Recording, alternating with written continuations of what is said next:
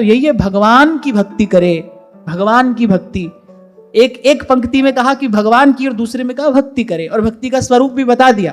आपके मेरे जैसे लोगों के लिए भक्ति का स्वरूप क्या है? अब भाई हम किसी गिरी कंदरा में जाकर और ध्यान लगाकर आराधन तो नहीं कर सकते। हमारे लिए विधि कौन सी है? श्रवण, कीर्तन और स्मरण। उसमें भी सबसे पहली विधि बताई क्या? श्रवण। सुनिए, बैठकर सुनो, संतों से, गुरुजनों से भगवान की कथा सुनो। क्या होगा? वो जो अटका हुआ मन है ना, आपको मैं थोड़ा और सरल करके समझाता हूं। मन जो है ना, वो द्वंद्व में अटका हुआ है। जैसे कभी कभी कोई वस्तु अटक जाती है तो प्रवाह बाधित हो जाता है। क्या किया जाए? बड़े तीव्र वेग से जल की धारा छोड़ी जाए, ऐसा होता है ना, बड़े तीव्र वेग से पीछे से जल की धारा छोड़ी जाए तो वो जो उलझन है वो सुलझ जाती है। जब संत सुनाता है तो उन शब्दों में एक ऊर्जा होती है। संत के शब्दों में एक तेज है ना, उसकी वाणी में एक ओज है, एक बल है, एक शक्ति है, उसके तप का, उसके भजन का, उसका पुण्य बल है उन शब्दों में। आपका मेरा कहा क्यों नहीं होता? क्यों साधु बोले सहज सुभाए, साधु का कहा वृथा नहीं जाए। एक छोटे से बालक ने श्राप दे दिया महाराज परीक्षित को। पूरी पृथ्वी का एक छत्र सम्राट दौड़ा गया गंगा किनारे जाकर बैठ गया, क्योंकि वो जानता है भाई ये शब्द निष्फल नहीं जाएंगे। आ जाएगा 7वें दिन तक्षक, डस लेगा मुझे, अल्प सा काल बचा है मेरे पास। शब्द की शक्ति तो है। जब संत सुनाता है, उसके शब्दों में वो ऊर्जा है, वो चेतना है, वो बल है, तो वो जो मन की अटक है ना, वो छूट जाती है। जो अटका हुआ मन है संसार में, जो शब्द की ऊर्जा जाती है जब भीतर, इसीलिए श्रोता और वक्ता दोनों के स्वरूप का निरूपण किया है शास्त्र में। कैसा श्रोता होना चाहिए और कैसा वक्ता होना चाहिए। श्रोता कैसा हो? जो भाई अब भगवान के अतिरिक्त और कुछ नहीं चाहता। सबसे पहले तो ये बात समझ लो, भागवत किसके लिए कही गई? भागवत का श्रोता कैसा है? महाराज परीक्षित का स्वरूप यहां पर क्या दर्शनीय है? भाई वो अब ऐसे हैं, उनको भगवान के अतिरिक्त और कुछ नहीं चाहिए, सब कुछ छोड़कर आए हैं। और आज देखो भागवत की कथा किस किस मनोरथ के लिए हो रही है, किस किस मनोरथ के लिए भागवत की कथा हो रही है। और भाव देखो भागवत का श्रोता यहां कैसा है।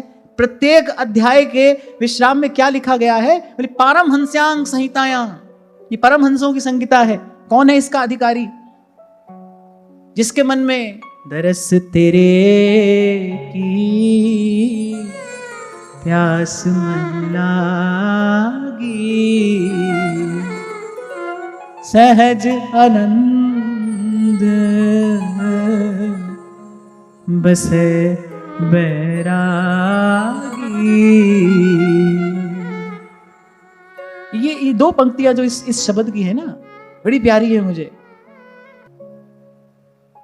संसार का जो सुख मिला ना हो उसमें आसक्ति नहीं हो सकती। जब सुख मिल जाता है उसमें राग होता है। फिर जब भगवत भजन जन्य सुख मिलता है, जब भगवान से संबंधित आनंद मिलता है, फिर उसमें राग होता है, फिर ये छूट जाता है। जैसे सोने के सिक्के के लिए चांदी का सिक्का छोड़ना नहीं पड़ता, छूट जाता है। ऐसे ही जब प्रभु से संबंधित आनंद मिलता है, जब भगवान के स्वरूप की झलक मिलती है, जब भगवान के स्वरूप का स्वभाव का अनुभव होता है, तो वो जो पहले वाली जो सुखेच्छा है, संसार के विषय में जो राग है, वो स्वतः छूट जाता है। इसको कहते हैं गति होना, इसको कहते हैं आगे बढ़ना। इसलिए एक पंक्ति में दोनों बात बता दी। गति कराएगा कौन? कोई ऐसो रे सुखदाई। और वो कराएगा कैसे? कौन गति कराएगा? साधु कराएगा। कराएगा कैसे? हो कोई ऐसो रे सुखदाई, जिन हरि की कथा सुनाई। देखो भाई, कहने सुनने के लिए तो हजार बातें हैं, कितने विषय हैं, कितनी चर्चा कर लो, कितना बोल लो, उसका कोई अंत थोड़ी है।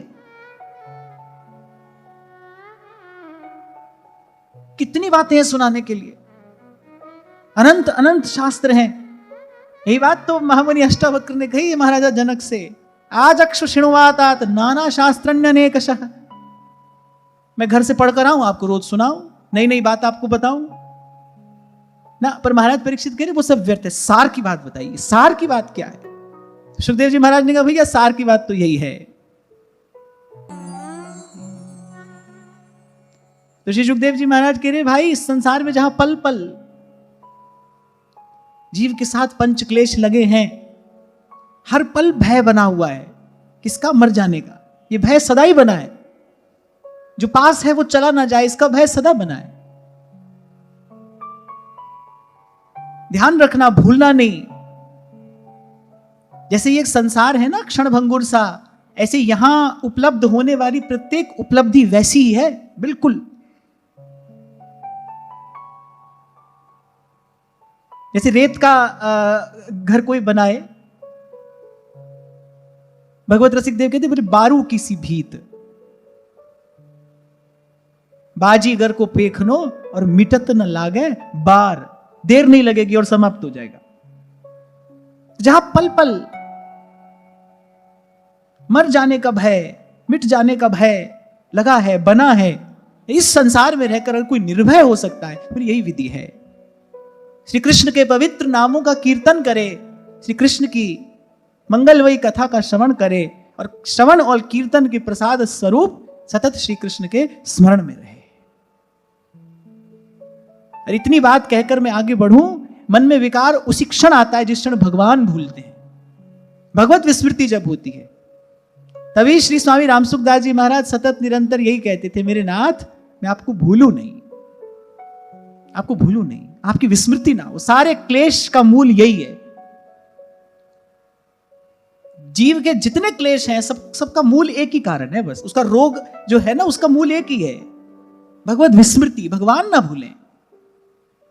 आगे यही कह रहे हैं, एतावान सांख्य योगाभ्याम स्वधर्म परिनिष्ठया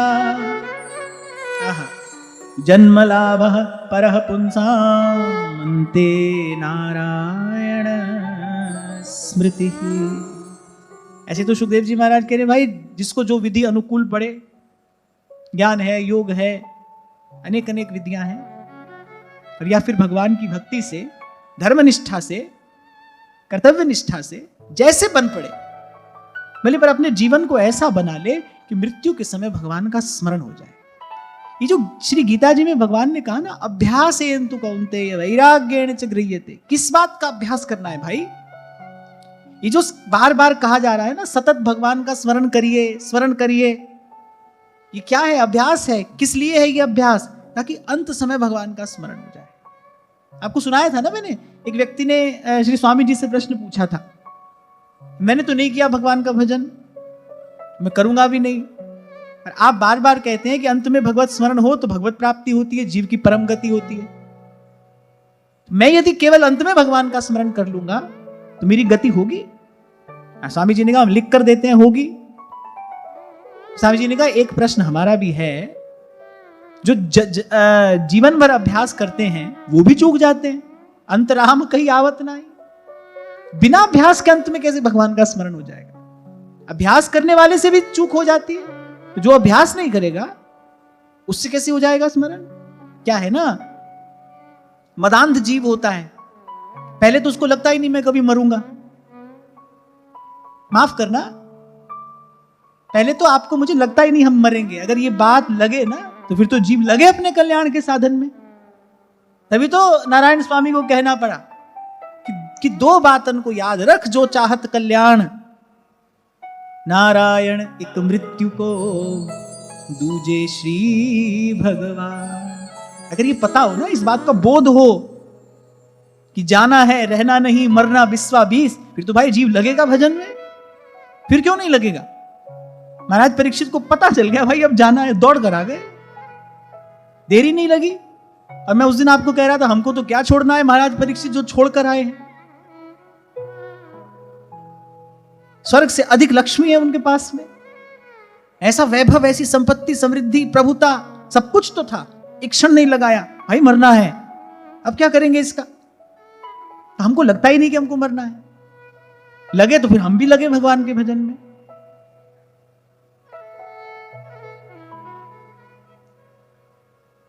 तो ये जो अभ्यास है किस लिए भाई? आगे अंत में स्मरण हो जाए। जो जन्म भर लगा रहे उससे भी भूल हो जाती है। जीव मदांध है, उसको पता नहीं ना मृत्यु का समय होता कैसा है। मृत्यु के क्षण का अनुभव तो एक ही बार होता है। मृत्यु के क्षण का, जो मृत्यु का जो कष्ट है उसका अनुभव बार बार थोड़ी होता, तो एक ही बार होता है। बाबा बुल्ले शाह यही तो कहते हैं कि बुल्ले शाह पता ता लगसी जे चिड़ी फसी हथ बाजा। वो तो उसी समय पता चलता है, पहले तो जीव मतवाला रहता है, मदांध रहता है। सूरदास जी कहते हैं कि बालापन खेलत ही खोयो, मेरे बचपन जो था वो खेलने में गया, और यौवन विषय रस भोई, और जब युवावस्था आई तो शरीर में वो जो बल था, शक्ति थी, तेज था, बोले उससे हमने विषय का सुख भोगा। बोले अब वृद्ध भयो, अब मति प्रगति मोको, अब मेरे को ये सुधार रही है। अरे भाई करना तो कुछ और चाहिए था, हम तो कुछ और करते आए। तब हाथ जोड़कर कहते हैं, दीनानाथ अब बारी तुम्हारी, दीनानाथ। तभी तो कहा सूरदास जी ने, हरि में नैनहीन तुम नैना। क्या किया हमने? अब पीछे मुड़कर देख रहे हैं, चिड़िया चुग गई खेत। तो जो जिसने भी ये प्रश्न पूछा, एक मदांध व्यक्ति का ही तो प्रश्न हो सकता है। उस समय क्या पता कैसा कष्ट होता है। अरे बड़े बड़े धीर गंभीर महापुरुष वो उस समय विचलित हो जाते हैं। नहीं तो नहीं कहना पड़ता ना तुलसी बाबा को, जन्म जन्म मुनि जतन कराही। आप एक जन्म के अभ्यास की बात कह रहे हैं, जतन माने अभ्यास। वो कह रहे वो जन्मों जन्मों का अभ्यास होता है, तो अंत में भगवान की याद नहीं आती। इतनी प्रबल भगवान की माया है, इतनी प्रबल। तूफान आता है, छोटे मोटे पेड़ गिर जाते हैं कि नहीं? वो वृक्ष जिसकी जड़ बड़ी गहरी हो, वो अपने आप को संभाल कर रख पाता है। नहीं तो नए नए छोटे छोटे पेड़ तो साधारण सी आंधी तूफान में गिर जाते हैं। तो जब उस समय वो पीड़ा का वेग होता है, वेदना की वो जो प्रचंड आंधी चलती है मृत्यु के समय में, ये छोटे मोटे जो भजन साधन अभ्यास होते हैं ना, ये सब ढह जाते हैं। ऐसे नहीं भगवान ने कहा मम माया दुरत्यया, कहते सुनते जीवन निकल जाता है भाई, पर कहत सुनत दशा हृदय नहीं आवे। कहने वाले को उसका अनुभव नहीं है वो जो कह रहा है, सुनने वाले को उसका अनुभव नहीं है वो जो सुन रहा है। इसीलिए संत कह रहे कहत सुनत दशा हृदय नहीं आवे। कहने वाला अपने अभ्यास से केवल कह रहा है, सुनने वाला अपने अभ्यास से केवल सुन रहा है। तो इसलिए सुखदेव जी महाराज ने कहा भाई बात तो यही है, साधन कोई भी करे। यद्यपि पहले ही कह दिया हमारी निष्ठा तो भगवान की भक्ति में है, पर और साधन भी हैं। अब श्रीमद् भागवत तो सबके लिए कही जा रही है ना। प्रत्येक का अपना अपना अधिकार है, अपनी अपनी रुचि है, उसकी सहज प्रवृत्ति है। किसी की सहज प्रवृत्ति योग में होगी, किसी की ध्यान में होगी। यद्यपि पहले ही कह दिया श्रोतव्य कीर्तितव्यश्च स्मर्तव्यश्चेच्छता भयम, भगवान के नाम का ही कीर्तन, उनकी कथा का श्रवण, उनका ही स्मरण करे। पर आगे कहा भाई उसके अलावा भी किसी की कोई रुचि हो सो करे। सार की बात है अंत में भगवान याद आ जाए, अंत में भगवत स्मरण हो जाए। जन्मलाभः परः पुंसां अन्ते नारायण स्मृति। यहां तो भजन में बैठो तो भजन नहीं होता। अभी जब शरीर स्वस्थ है, सब सुख सुविधा है, अनुकूलता है, मौज मस्ती हो रही है, अरे तब नहीं हो रहा। जब शरीर जर्जर पड़ा होगा, शरीर का एक एक अंग जरा जीर्ण होगा, रोगों से ग्रस्त होगा, व्याधि से भरा हुआ शरीर होगा, उस समय हो जाएगा भगवान का भजन। एक भला चंगा स्वस्थ व्यक्ति शरीर के किसी एक हिस्से में पीड़ा हो जाए ना, सारी की सारी चेतना जो है वो उसी एक हिस्से की ओर प्रवाहित होने लगती है। आपकी सारी शक्ति उसी ओर जाने लगती है, शरीर के जिस एक अंग में पीड़ा हो। और उस समय का विचार करो, जब एक एक अंग रोग से ग्रस्त होता है, व्याधिग्रस्त होता है, मन निर्बल होता है, उत्साहहीन होता है, चारों ओर निराशा होती है, अवसाद होता है, अंधकार होता है, ऐसे समय में हो जाएगा भगवान का भजन। इसलिए संत कह रहे भाई ये जो जन्म जीवन मिला है इसमें अभ्यास करिए। ईमानदारी से कोई अभ्यास करे तो फिर जगत मजूरी देत है क्यों राखे भगवान। किसी ने ईमानदारी से किया होगा ना भजन, तो ठाकुर जी को दया आती है। ऐसा नहीं कि अपने साधन से कोई अंत में भगवान का स्मरण कर ले, पर जब कोई ईमानदारी से करता है ना साधन, प्रभु को दया आती है। ठाकुर जी कहते हैं भाई इस बेचारे ने ईमानदारी से प्रयास तो किया है ना, कोई बात नहीं, इसका भजन हम कर लेते हैं, हम कर लेंगे इसका भजन। किसी ने एक संत से पूछा था, बोले अंत समय कोई चेतना शून्य हो जाए, अचेत हो जाए, कैसे करेगा भगवान का स्मरण? कोमा में चला जाए। संत ने बड़ा अच्छा उत्तर दिया, बोले अंत समय क्या, जीव तो सदा ही अचेत है, चेता हुआ है कौन? बोले जीव तो सदा ही अचेत है, इससे अधिक अचेतन अवस्था और क्या होगी? हंसता खेलता सोता जागता खाता पीता, भगवान ने अवसर दिया, भगवान का भजन नहीं करता, इससे ज्यादा सोया हुआ और कौन होगा? यानी सभी सोए हैं, सभी अचेत हैं। दया तो भगवान ही करते हैं, भगवान की कृपा से ही भगवान की प्राप्ति होती है, भगवान की कृपा से ही भगवान का भजन होता है। फिर इतनी सी चर्चा से हमको दो बात समझनी है। पहली बात कि भाई मानव मात्र का कर्तव्य क्या है? भगवान की भक्ति। और इस एक बात में दो बातें आ गई। किसकी भक्ति? जोर से बोलो। भगवान की भक्ति। और भगवान अर्थात ऐसे बोलोगे श्री कृष्ण। और ये कोई मेरा विचार नहीं है ना? कोई सोचे कि आप अपना आग्रह करें ना, नहीं तो श्रीमद् भागवत जी ने ही कह दिया। जो सर्वात्मा भगवान है उनकी भक्ति, जो घटघटवासी है, जो सर्वत्र समान रूप से व्याप्त है, ऐसा जिसका स्वरूप है, और बिन सेवा जो द्रवै दीन पै राम सरिस को उनाई, ऐसा जिसका स्वभाव है, ऐसे भगवान की भक्ति। और फिर भक्ति का स्वरूप भी बता दिया।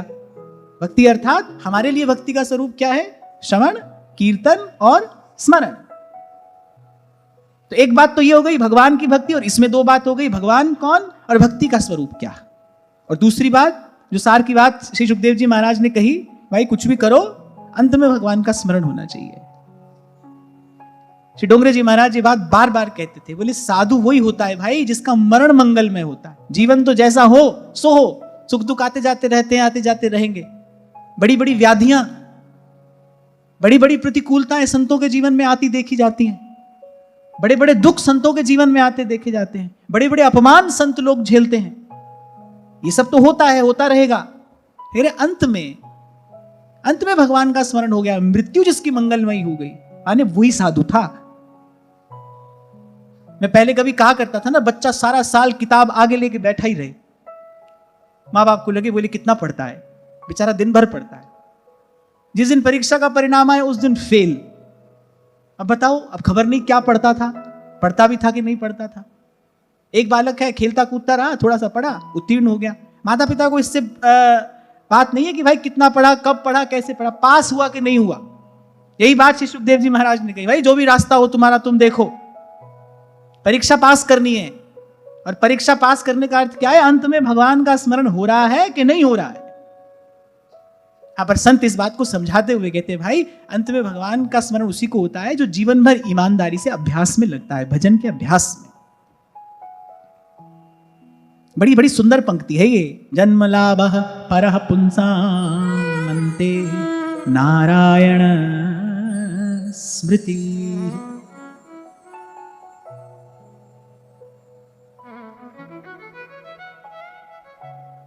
तभी तो श्री रघुनाथ जी ने बाली से कहा, तुम चाहो तो मैं तुम्हें जीवन दान दे देता हूं। अरे बाली ने कहा, जन्म जन्म मुनि अभ्यास करते हैं, उनको आपका स्मरण तक नहीं होता, आप मेरी दृष्टि के सामने हैं, कौन होगा जो पुनः इस संस्कृति में आना चाहेगा? आप सन्मुख खड़े हैं। वहां भीष्म पितामह, हमने इस प्रसंग पर चर्चा की, बोले प्रभु आप प्रसन्न है ना, तो बस जब तक मेरे ये प्राण इस देह का त्याग नहीं कर देते, जब तक मैं आपके चरणों में पहुंचकर परम विश्राम नहीं पा लेता, तब तक बस मेरे सामने खड़े रहिए। सुखदेव जी महाराज कह रहे हैं कि परीक्षित जो निर्गुण स्वरूप में स्थित हैं, माने जो विधि निषेध की मर्यादा को लांघ चुके हैं, जो प्रकृति से पार चले गए हैं, जो प्रकृति से पार चले गए हैं, देह आदि के बंधनों से जो सर्वथा मुक्त हैं, माने जो स्वस्थ महात्मा हैं, जो अमलात्मा जन हैं, अपने स्वरूप में जो स्थित हैं, बोले वो भी वो अवस्था प्राप्त करने के बाद करते क्या है? नैर्गुण्यस्था रमन्ते स्म गुणानुकथने हरे। बोले उस अवस्था में पहुंच जाने के बाद भी करते क्या है? बोले गुणानुकथने हरे। बोले भगवान का गुण गाते हैं, भगवान का गुण गाते हैं, भगवान के नामों का कीर्तन करते हैं, भगवान की कथा कहते सुनते रहते हैं।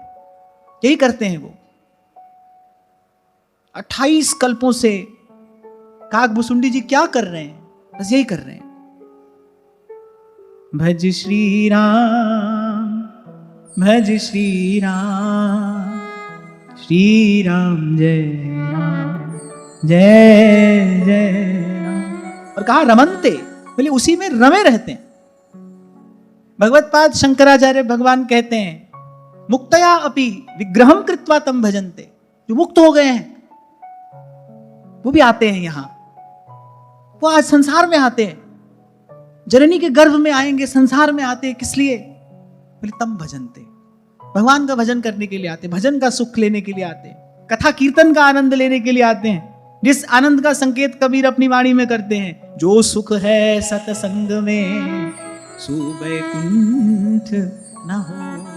दो बातें यहां पर इस पंक्ति से समझ आती हैं। कोई पूछे, कबीर जी से कोई पूछे, भाई आप बैकुंठ गए बिना कैसे बता रहे हो कि जो सुख है सत्संग में सो बैकुंठ ना होए? दो वस्तुओं की तुलना वही कर सकता है ना जिसने दोनों को देखा हो, जिसने दोनों का अनुभव किया हो, वही तो दोनों की तुलना करेगा।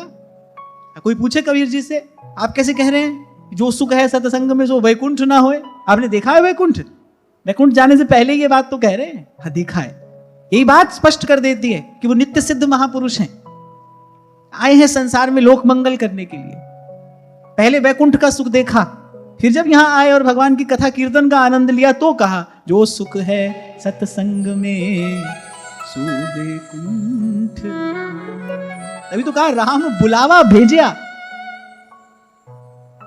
भगवान ने भेजा था हमको यहां अपना कार्य करने के लिए। इस कार्य में हमको इतना आनंद आया कि अब जब प्रभु ने वापस बुलाया, राम बुलावा भेजिया, फिर दिया कबीरा रोए, जो सुख है सत्संग में सो वैकुंठ ना होए। तो ये बात श्री सुखदेव जी महाराज ने कही। प्रायण मुनयो राजन निवृत्ता विधिषेधत। जो प्रकृति से पार चले गए, त्रिगुणातीत हो गए हैं, जो शिव स्वरूप को प्राप्त जिन्होंने कर लिया है, मतलब वहां पहुंच जाने के बाद भी करते क्या हैं वो? नैर्गुण्यस्थारमन्ते स्म गुणानुकथने हरे। क्योंकि सुखदेव जी महाराज तो भाई तीनों लोकों में उनकी अबाध गति है।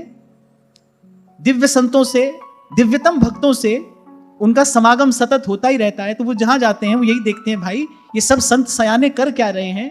कृष्ण गोविंद गोविंद गोपाल नंदलाल, कृष्ण गोविंद गोविंद हे गोपाल।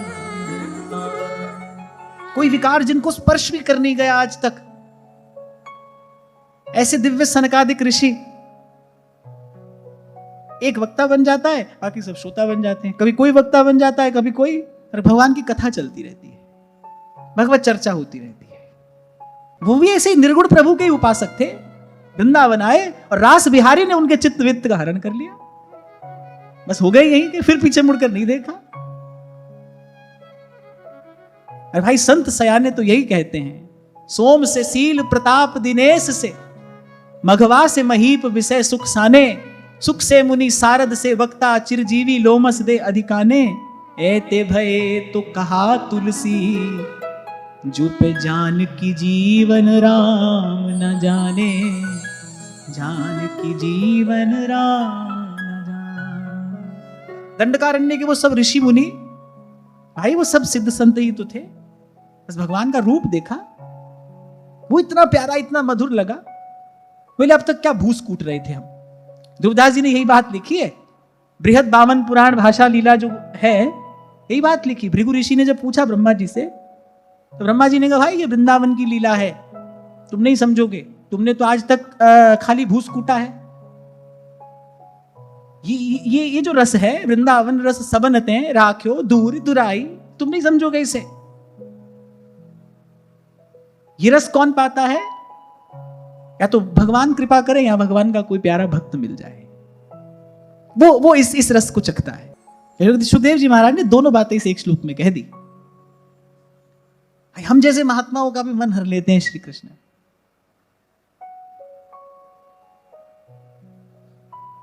और यही श्री कृष्ण की महिमा है। इसलिए उस दिन मैंने आपसे कहा था कि भले कोई कुब्जा की निंदा करे, पर हमारी दृष्टि तो श्री कृष्ण की करुणा पर है कि वो किसी को अस्वीकार नहीं करते। मैला कुचैला कोई भी जाए, उन श्री चरणों की शीतल शंतम छाया सबके लिए है। कोई उनकी ओर देखे तो। यहां पर एक बात मैं अवश्य कहकर आगे चलूं कि सत्संग की धारा में बहकर ही कोई प्रभु के चरणों तक पहुंचता है। संत के शब्द से ही विमुख जीव प्रभु के सन्मुख होता है। संत इतना ही करता है, बस विमुख को सन्मुख करता है। और सन्मुख हो जीव मोहि जबहि, जन्म कोटि अघनासि तब। तो फिर सुखदेव जी महाराज श्रीमद् भागवत की महिमा बता रहे हैं, तुम भगवान के परम भक्त हो, मैं सुनाऊंगा तुम्हें ये दिव्य कथा, ये दिव्य वार्ता, मैं पिलाऊंगा ये अमृत तुम्हें। तो सुखदेव जी महाराज महिमा बता रहे हैं, बोले श्रद्धा से जिसका श्रवण करने मात्र से वे सहज में ही भगवान में प्रीति हो जाती है, भगवान के चरणों में प्रेम हो जाता है। ये बात कल भी मैं आपसे कह रहा था, भाई भागवत की महिमा यही है, हमें इसी भाव से, इसी भावना से हमको श्रीमद् भागवत का कथन और श्रवण करना है। हमें अपने मन में और कोई भाव नहीं लाना है, नहीं आने देना है। एक ही भाव कि भाई हम उस कथा का श्रवण कर रहे हैं, यस्याम वै श्रूयमाणायाम कृष्णे परम पुरुषे भक्तिरुत्पद्यते। प्रभु के चरणों में निष्काम प्रेम होता है इसका श्रवण करने से, इसका कीर्तन करने से। और वैसे तो श्रीमद् भागवत की महिमा दसों दिशाओं में उजागर है, शास्त्र पुराण सब कह रहे हैं, अन्यथा वैष्णवी माया देवानाम अपि दुर्जया कथम निवर्तते पुंसांग श्रीमद् भागवतम विना। इस नौका में बैठे बिना कौन जाएगा उस पार। एक बात अपने मन को बार बार बताते रहना चाहिए, बार बार, बिन हरि भजन न भवतरिये यह सिद्धांत अपे। यस्य श्रद्धतामाशु स्यान् मुकुंदे मति सती। निर्मल निष्काम प्रीति होती है भगवान के चरणों में, सहज में हो जाती है। आशु सुखदेव जी महाराज कह रहे हैं, ये इस कथा की महिमा है। इसलिए श्रीमद् गोस्वामी श्री नाभादास जी महाराज मंगलाचरण करते हैं भक्तमाल का कहकर, भजवे को दोई सुघर के हरि दास। ये ना सोचना पहले छोड़ देंगे संसार, घर संसार छोड़ देंगे फिर भगवान मिलेंगे, नहीं, भगवान मिलेंगे तो घर संसार छूटेगा। अपना बल इसमें कुछ नहीं है, अपना बल कुछ नहीं है। ये जो एक सार की बात मैंने आपको बताई, संत विमुख जीव को भगवान के सन्मुख करता है, और जब जीव सन्मुख होता है जन्म कोटि अघ नासहि तबहि उसके पाप नष्ट होते हैं, उसके ताप नष्ट होते हैं, उसके शाप नष्ट होते हैं। प्रभु के सन्मुख होते ही पाप ताप शाप नष्ट होते हैं, जीव शांत होता है, शुद्ध होता है, और शांत और शुद्ध हृदय से फिर वो भजनानंद का अधिकारी होता है। और इस सारी प्रक्रिया में अब बताओ महिमा किसकी है, किसकी महिमा है? कोई ऐसो रे भेटे संत मेरी लाहे सगली चिंत, ठाकुर स्यों मेरो मन लावे, ठाकुर स्यों मेरो मन लावे। महिमा संत की है। एतन निर्विद्यमानानाम इच्छताम कुतो भयम, योगिनां नृपनिर्णीतं हरेर्नामानुकीर्तनम। और सुखदेव जी महाराज ने तो भाई लोक और परलोक किसी की भी इच्छा हो, कोई भुक्ति चाहता हो, मुक्ति चाहता हो, या भक्ति चाहता हो, बोले तीनों के लिए या फिर सबके लिए साधन तो वैसे एक ही है। अकामः सर्व कामो वा मोक्ष काम उदारधीः, तीव्रेण भक्ति योगेन भजेत पुरुषं परम। और उसमें भी सुखदेव जी महाराज ने बिल्कुल स्पष्ट कर दिया साधन क्या है, हरेर नामानुकीर्तनम। बोले भगवान के नाम का कीर्तन करे, हरेर नामानुकीर्तनम। कुछ नहीं लिखा है यहां पर इसकी पूजा करे, उसकी पूजा करे, नवग्रह की पूजा करे, कुछ नहीं लिखा है। श्रीमद् भागवत में आद्योपांत एक ही बात है। इसीलिए मैं उस दिन कह रहा था, जो श्रीमद् भागवत की कथा कहता है उसका यह पवित्र कर्तव्य है, उसका उत्तरदायित्व है श्रीमद् भागवत के सार सिद्धांत को जैसा कहा गया है वैसा ही कहे, उसमें अपनी ओर से कुछ ना मिलाए, अपना मनमाना सिद्धांत इसमें ना मिलाए। जो श्रीमद् भागवत में कहा गया है वही कहे। और श्रीमद् भागवत का एक ही सिद्धांत है, यहीं से कथा आरंभ होने जा रही है। सुखदेव जी महाराज ने यही कहा, एतन निर्विद्यमानानाम इच्छताम कुतो भयम, योगिनां नृपनिर्णीतं हरेर्नामानुकीर्तनम। बोले कोई साधक हो या कोई योग सिद्ध महापुरुष है, उसके लिए भी कृत कर्तव्य क्या है, हरेर्नामानुकीर्तनम। और किसी आडंबर की आवश्यकता नहीं है, भगवान के नाम से यह कथा आरंभ हो, भगवान के नाम के साथ साथ ही ये मधुर चर्चा आगे बढ़े, और भगवान के नाम में ये कथा विश्राम भी पाती है। नाम संकीर्तनम यस्य सर्व पाप प्रणाशनम। इसीलिए तो उस दिन मैं आपसे कह रहा था भाई, जो व्यासपीठ पर बैठा है उसका तो कर्तव्य है, उसको सार स्वरूप सिद्धांत कहना चाहिए। व्यास जी ने सार की बात कही, सब तज भजिए श्याम को, श्रुति स्मृति को सार। और उनकी बात को कोई चुनौती नहीं दे सकता, क्योंकि श्रुतियों और स्मृतियों का सार वो भली प्रकार से जानते हैं, इसीलिए कह सकते हैं, अधिकारी हैं कहने के। तब तज भजिए श्याम को। मैं तो कई बार विचार करता हूं भाई, मन एकाग्र होगा कैसे?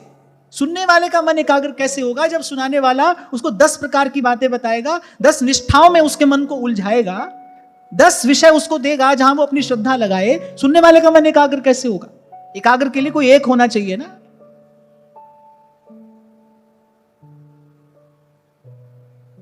इसीलिए बीच बीच में मैं ठोकता पीटता चलूंगा, आपको कहता चलूंगा, इसलिए आपको कहता हूं, यदि आप जानते हो पढ़ना, शास्त्र की भाषा का आपको ज्ञान हो, स्वाध्याय यदि आपके जीवन में हो, तो आप खुद देखें ना कि श्रीमद् भागवत में लिखा क्या है। तभी तो उस दिन एक व्यक्ति ने लिखकर भेजा। एक दिन जब मैंने कहा कि धर्म के 4 चरण, सत्य, तप, शौच और दया, श्रीमद् भागवत में यही लिखा है, श्लोक है सीधा सीधा, मैंने अपनी ओर से कुछ नहीं कहा। उसने कहा बोले महाराज कल यहां से सुना, फिर एक जगह और कथा हो रही थी, मैं वहां चला गया, तो वो कह रहे थे सत्य है, शौच है, दया है और दान है। उसने कहा महाराज यहां सुना तो कुछ और था, बोले वो जो वक्ता थे वो कुछ और बता रहे थे, हम तो बड़ा उलझ गए, अब किसकी बात माने। अच्छा था संयोग से 2 दिन पहले वो चर्चा हुई थी, तो मैंने कहा नहीं भाई श्लोक सामने ही, मैं फिर पढ़ देता हूं। अगर इतना जरूर मैंने कहा था, मैंने कहा जिसने ये कहा सत्य, शौच, दया और दान ये 4 चरण हैं, उसने ये भी जरूर कहा होगा कि कलयुग में जो एक चरण बचा है ना, उसका नाम दान है। फिर उसने ये भी जरूर कहा होगा, समझ गए ना आप? हाँ भाई एक बचा है, वो दान है। अब इसके आगे तुम बुद्धिमान हो, करो तुमको क्या करना चाहिए, यही कहा होगा। ये जो इतने मत विचारों में ये जो आज धर्म उलझ गया है, उसका कारण यही है, यही कारण है। सनातन धर्म की जो आज स्थिति है, उसका एक बड़ा प्रमुख कारण है शास्त्रों की दुर्व्याख्या, मनमानी व्याख्या हुई। अपने लाभ के लोभ से जिसके जो मन में आया उसने कहा सुनाया। कौन प्रश्न चिन्ह लगाएगा इस बात पर? कौन इस बात को चुनौती देगा?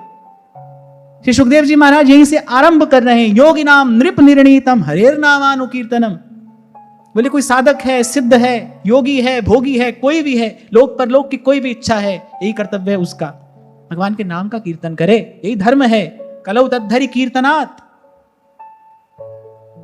एहि कलि करमना धर्म विवेकु राम नाम अवलंबन एकु एहि कलि काल साधन दूजा योग यज्ञ जप तप व्रत पूजा। और हम अपनी बात करें तो यहां भी श्री सेवक जी हो, ध्रुवदास जी हो, श्री नागरीदास जी हो, सब रसिकों ने बात तो यही कही ना, कै वाणी हरिवंश की कै हरिवंश ही नाम। ध्रुवदास जी को देखिए, हर लीला के आरंभ में क्या कह रहे हैं? हरिवंश नाम ध्रुव कहते ही बाढ़े आनंद बेली, प्रथम नाम हरिवंश हित रट रसना दिन रैन। सब संत एक हैं, इसीलिए व्यास जी ने कहा संत सभी गुरुदेव है। सब संतों में वही एक ही सत्ता प्रकाशित है, प्रतिभासित है। उनका मत, उनका विचार दो नहीं होगा, उसमें कोई परस्पर बैर विरोध नहीं हो सकता। 2 संतों में कभी विरोध नहीं हो सकता। यदि वो संत हैं, दोनों में कोई विरोध नहीं होगा। वक्ताओं में विरोध हो सकता है, वक्ताओं में विरोध हो सकता है, शास्त्रज्ञ में विरोध हो सकता है, शास्त्रों में परस्पर विरोध है, खंडन मंडन से भरे पड़े हैं शास्त्र, एक दूसरे का खंडन कर रहा है। संत में विरोध नहीं होगा, 2 संतों में विरोध नहीं हो सकता, क्योंकि वो दोनों जिस सत्य का अनुभव करके संत कहला रहे हैं ना, वो सत्य 2 नहीं है, वो सत्य एक ही है। हर युग हर काल में वो सत्य एक है, एक।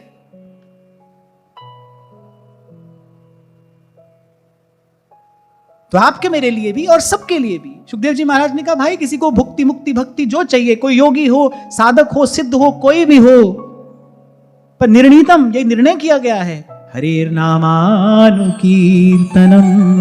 यानी समस्त शास्त्रों का यही निर्णय है कि बस भगवान के नामों का प्रेम से कीर्तन करे।